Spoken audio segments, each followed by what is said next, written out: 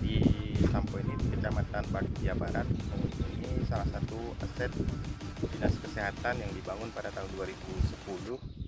Ini adalah kita sekarang berada di lokasi, lebih kurang luas lahannya mencapai 10.000 meter atau lebih 1 hektar. Ini sudah ada bangunan rawat inap,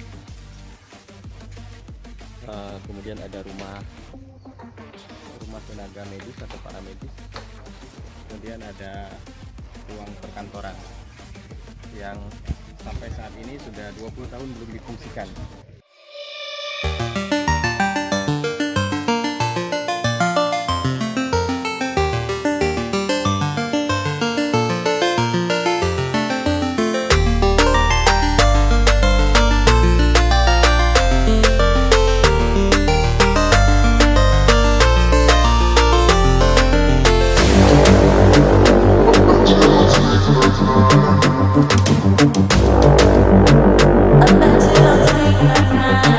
I bet you don't